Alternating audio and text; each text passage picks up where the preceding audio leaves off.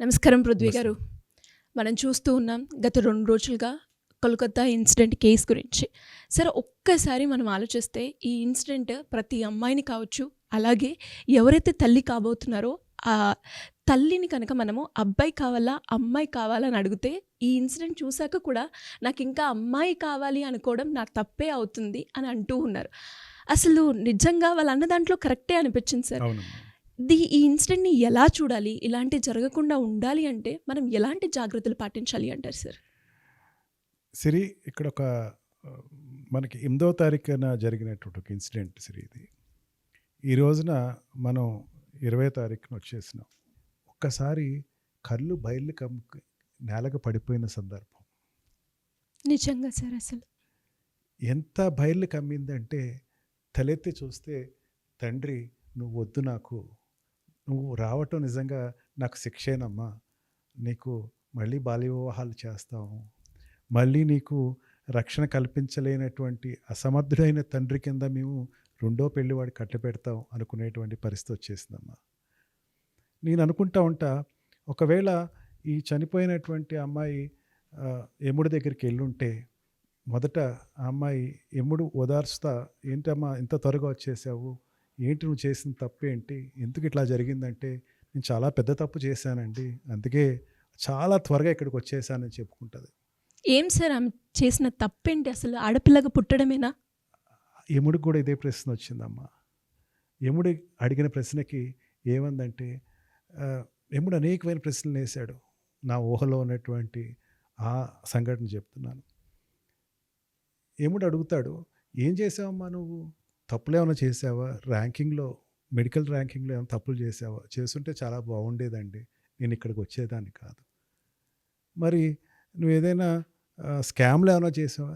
అది చేసినా బాగుండేదండి, మీ దగ్గరికి వచ్చేదాన్ని కాదు. మరి ఇంకేం చేసావు తల్లి నువ్వు? ఏమన్నా ఈ మారక ద్రవ్యాలు ఏమైనా తీసుకున్నావా? ఏమన్నా అది చేసినా బ్రహ్మాండంగా ఉండేదండి, నేను అదే చేయలేదండి. అట్లన్నిటికీ వ్యతిరేకంగా పోరాడటం నేను చేసిన పెద్ద తప్పండి. ఆ పోరాటం కూడా ఒక ఆడదానై పోరాటం చేసిన పెద్ద తప్పండి. నేను చేసిన తప్పల్లా మీరు అడిగినటువంటి ఆ మూడాట్లకి నేను వ్యతిరేకనయ్యి ఈ రోజున ఇక్కడ మీ ముందు నుంచుని ఒక పెద్ద ప్రశ్నకి నాంది పలుకుతున్నానండి నేను. ఓ యమా, నేను చేసిన పెద్ద తప్పు ఏంటంటే ఆడదానిగా పుట్టడం. అదేంటమ్మా ఎందుకు అంత ఆవేదన పడుతున్నావు అని ఏమిటి అడిగితే, నాకు వెనకాల నా తల్లిదండ్రులు ఉన్నారు, నా అక్క చెల్లెలు ఉన్నారు, నా తోటి విద్యార్థులు ఉన్నారు. వాళ్ళందరికీ నేను మెడికల్లో జాయిన్ అయ్యేటప్పుడు మంచి ర్యాంక్ తెచ్చుకుని జాయిన్ అయ్యేటప్పుడు చాలా ఆశయాలతో జాయిన్ అయ్యాను. నేను సంఘాన్ని ఉద్ధరిద్దాం అనుకున్నాను. పేదవాళ్ళకి నేను నా యొక్క వైద్య సేవలు చేసి నేను ఒక గొప్ప మహిళ కింద ఉందాం అనుకుని వచ్చాను ఇక్కడికి. ఎవరైనా సరే అనాథలు, అభాగ్యులు ఎవరైనా వస్తే కనుక వాళ్ళకి ఉచితంగా వైద్యం చేయాలని చెప్పి వైద్య వృత్తి తీసుకున్నాను. వైద్య వృత్తి అంటే చాలా కష్టమైనది ఏమా. ఎంత కష్టమైనదంటే మా వైద్య వృత్తి అయిపోయి నేను బయటకు వచ్చేసరికి నా వయసు 30 దాటేసి 40లోకి వచ్చేస్తుంది.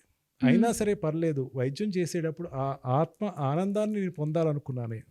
అటువంటి సమయంలో నేను ఇక్కడ జరుగుతున్నటువంటి అరాచకాలు ఏదైతే ఉందో, రాజకీయ నాయకులు పన్నాగం వేసినటువంటి ఈ సాలిగుళ్ళు ఏదైతే ఉన్నాయో, ఇక్కడ ఎవరైతే ఈ మాదక ద్రవ్యాలు నడుపుతున్నటువంటి రాకెట్ ఏదైతే ఉందో, నేను బయట చెప్పడం చేసిన పెద్ద తప్పు.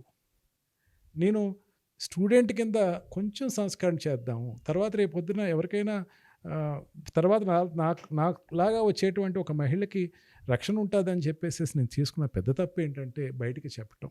దానివల్ల ఏమైందంటే ప్రిన్సిపాల్ నన్ను ఉరేసుకున్నాడని చెప్పాడేమా.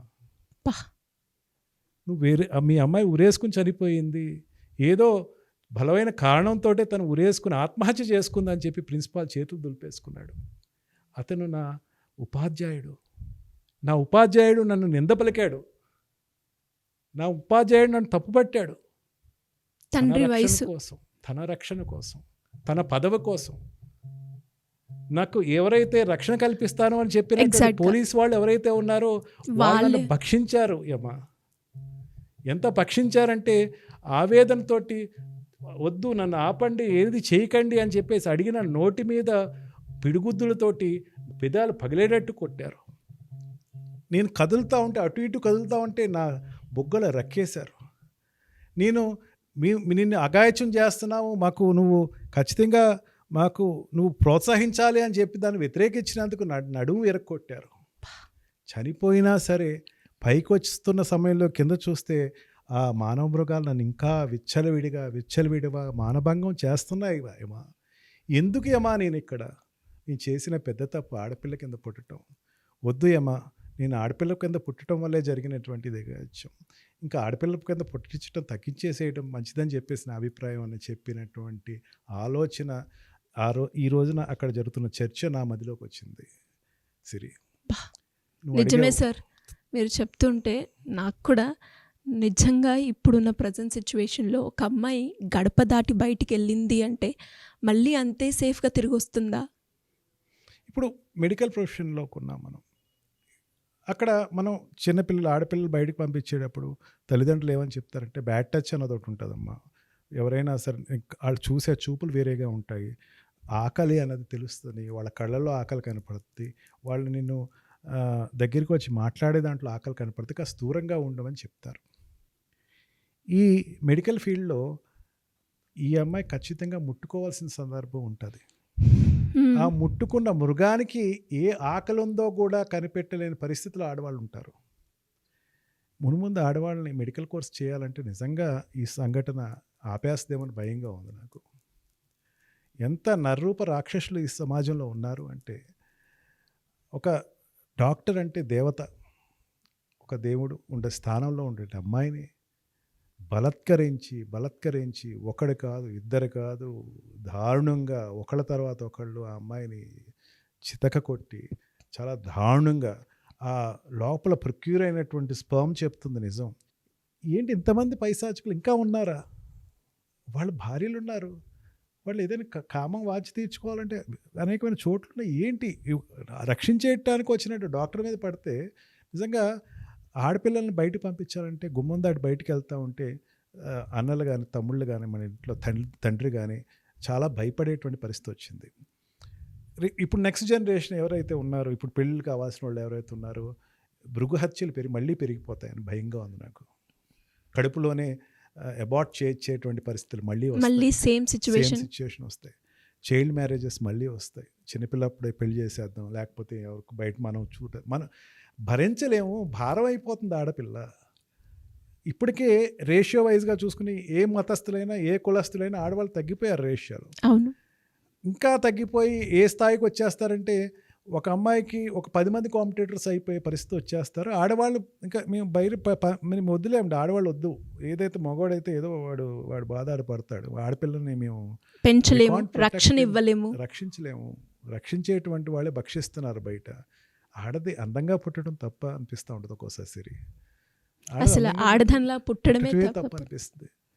నిజంగా ఇటువంటి సిచ్యుయేషన్స్లో ప్రొటెక్షన్ ఇస్తున్నారు. నేను ఇవ్వట్లేదని ఏ వ్యవస్థని అంటలేదు. నిజంగా ఈ మెడికల్ ఫీల్డ్లో కానీ కొన్ని లేడీస్ ఎక్కువ ఉండేటువంటి జోన్స్ ఏదైతే ఉందో, టీచర్ జోన్స్ కానీ మెడికల్ జోన్స్ కానీ, ఇవన్నిట్లోనూ ప్రత్యేకమైన ఒక చట్టం తీసుకురావాలా. ఆ చట్టంలో ఆడవాళ్ళు రక్షణ కల్పించాలా. అక్కడ వాళ్ళకి ఏదైనా ఆల్రెడీ ఇప్పుడు మనకి ఈ పాష్ యాక్ట్ ఉంది, దాంట్లో preventive of sexual harassment of women at work place ఉంది, అండ్ పోస్కోలు ఉన్నాయి. ఎన్ని వచ్చినా సరే మగవాడు బుద్ధి మారాలే తప్ప అవి ఎంతవరకు ఆ మార్పు ఎక్కడి నుంచి వస్తుందంటారు సార్?